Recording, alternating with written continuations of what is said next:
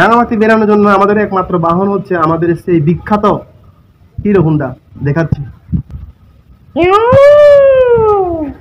ওই যে পিছনে অপেক্ষা করে আছে আমাদের সেই বিখ্যাত হিরো হুন্ডা। ওয়াও, কৃতিত্বর মা আজকে ওই মোটরসাইকেলে করে ঘুরবে আর ড্রাইভিং করব আমি। Keep watching.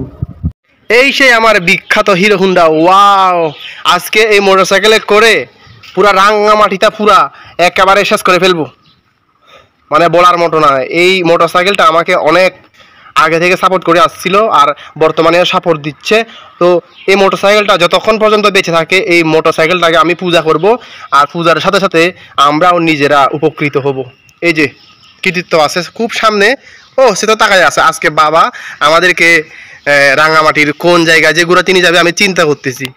কৃতিত্ব, ও কৃতিত্ব, এই যে হুদু যাবে বেড়া, তো তো মোটরসাইকেলে তো উঠলে তো ঘুম যাচ্ছ। তুমি তো মোটরসাইকেলে উঠলে তুমি ঘুমাও যে, এটাই তো তোমার সমস্যা। হ্যাঁ, আজকে তুমি কটায় বেড়াইতে যাবা? তুমি চিন্তা করছো? একটু ভালো করে চিন্তা করছো? আর কৃতিত্বর মা কেমন লাগতেছে? তোমার ছেলে তো সারাক্ষণ তোমাকে জ্বালায়, মানে বলার মতো না। আর এই যে মোটরসাইকেলে করে তোমাদেরকে আজকে রাঙামাটি ঘুরে বেড়াবো, মানে ফিলিংসটা কেমন হবে? গতকাল তো বৃষ্টি দিছিল, বৃষ্টি হওয়ার কারণে তোমাদেরকে ভালো করে আমি ঘুরাইতে পারি নাই। আজকে তোমাদেরকে দেখি কোথা নিয়ে যায়। রাস্তায় গাড়িটা বের করব আর কৃতিত্ব সামনে উঠবে, বলে যাবে। কৃতিত্ব হাসতেছে। কৃতিত্ব, ওই আরে চিবেরা যেতাম বাবা, চিবেরা যেতাম। এই যে সামনে দেখতে পাচ্ছেন গাড়ি পার্কিং এরিয়া, এখানে গাড়ি পার্কিং করে রাখা হয়। আর আমরা এখন টিকিট কাউন্টারে যাব, ওখান থেকে টিকিট সংগ্রহ করে ভিতরে প্রবেশ করব। তো আর দেরি না করে সরাসরি আরণ্যকের উদ্দেশ্যে রওনা হলাম। ফাইনালি জনপ্রতি 40 টাকা করে 80 টাকা দিয়ে মোট 2টি টিকিট সংগ্রহ করে নিলাম। এখন আমরা আরণ্যকের সুন্দর দৃশ্য দেখতে যাব। কৃতিত্বকে সাথে নিয়ে আসছি, যেহেতু কৃতিত্বের কথা না বললে তো আর হয় না। সে আমাদের কোলে ছিল, সে চাচ্ছিল না যে সে কোলে থাকে, তো সে ঝটপট কোল থেকে নেমে পড়লো এবং আরণ্যকের যে বিশাল সৌন্দর্য তা উপভোগ করতে লাগলো। আসলে মনটাকে ভালো করার জন্য বিনোদনের কোনো সীমা নাই। সেটা হতে পারে কোনো টিভি দেখে, সেটা হতে পারে বিভিন্ন সুন্দর সুন্দর জায়গায় ঘুরে নিজের মনটাকে বিনোদন দেওয়া। বিভিন্নভাবে নিজের মনটাকে আমরা বিনোদন দিতে পারি। ঠিক তেমনি আজকে আমরা আসছি আরণ্যকে আমার ফ্যামিলি সহ। এই যে কৃতিত্বকে তো দেখা যাচ্ছে না, সে তো খুব ছোট, সে এখন হাঁটতেছে দেখি। এই যে কৃতিত্ব, মানে কৃতিত্ব সে নিজেকে বিনোদন দেওয়ার জন্য আসছে। ওয়াও, তার সাথে তার মাও বলে বিনোদন নিবে, আরণ্যকে এসে এই জন্য নিয়ে আসলাম। গতকাল থেকে বাহানা করতেছিল আমাদেরকে, তুমি আরণ্যক নিয়ে যাও, আরণ্যক নিয়ে যাও। তো শেষ পর্যন্ত এই যে আরণ্যকের টিকিট কাউন্টার থেকে 40 টাকা করে মোট 2টি 80 টাকা 2টা টিকিট নিলাম ভিতরে প্রবেশ করার জন্য। এই যে তো যে কথা সেই কাজ, আজকে চলেই আসলাম আরণ্যকে। আরণ্যকটি অনেক সুন্দর, আমি অনেকবার আসছি আগে। তো আজকে শুধু তো আমি আসলে হবে না, আজকে আমার ফ্যামিলিকে সাথে নিয়ে আসছি। এই যে কৃতিত্ব তার কাজ অলরেডি শুরু করে দিয়েছে। কৃতিত্বর বয়স এখন প্রায় 2 বছর।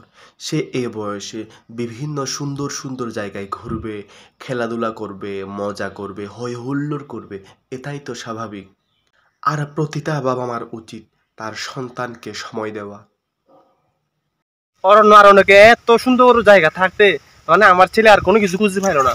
শেষ পর্যন্ত এই যে লোহার রেলিং গুলো ধরে ধরে সে হাঁটতেছে, মানে তাও আবার রাস্তার বাইরে। কেন রাঙামাটি আসতে হবে? রাঙামাটি কি খাগড়াছড়ি থেকে অনেক সুন্দর? খাগড়াছড়িতে কি বিনোদনের অভাব আছে? রাঙামাটি কেন আসতে হবে তোমাদের? আরণ্যকে রয়েছে থাকার সুব্যবস্থা।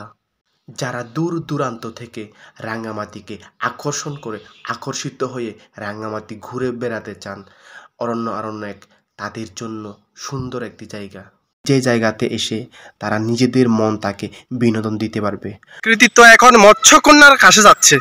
মৎস্যকন্যা দেখি তাকে কি আশীর্বাদ করে।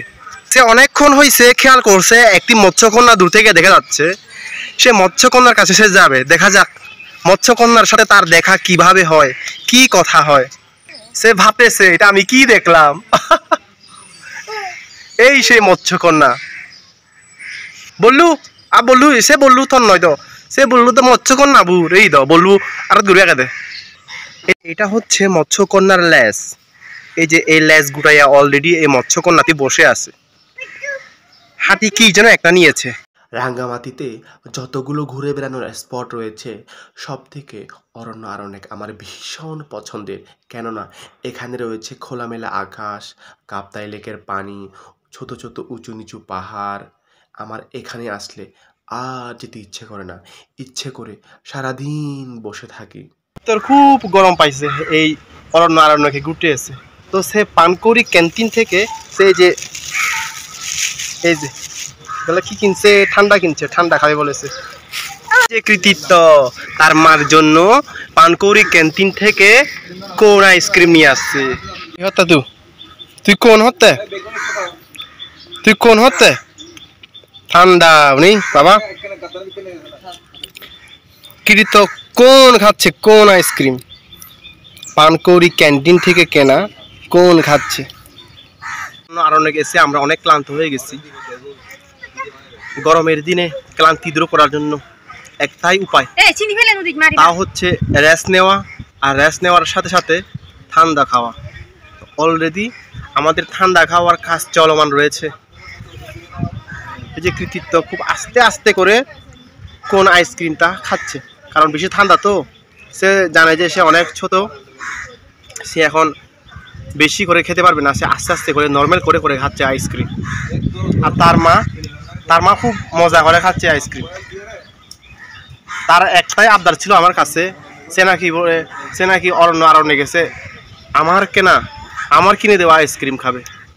হাসতেছে, মানে আমার কথাটা এত পছন্দ হয়ে গেছে, সে হাসতেছে, সে খুব হাসতেছে। খাইতে না পারলে খাও কেন, খাইতে না পারলে তোমরা আমাদেরকে দাও। ঠান্ডা ঠান্ডা করে এত খাওয়ার দরকার আছে, একটু নর্মাল করে একটু আমাদেরকে খাও, শুধু তোমরা কেন খাও? তোমরা বাচ্চা ছোট আছো, তোমরা খাইতে না পারলে আমাদেরকে দাও, আমরা খাওয়ার জন্য তোমাদেরকে সহযোগিতা করবো। আমাদের তো মুখ আছে, শুধু কি তোমাদের মুখ আছে? দাও একটু দাও, আমাকে একটু দাও না। কানে গাই তুই দে মনে বাংলা দুধ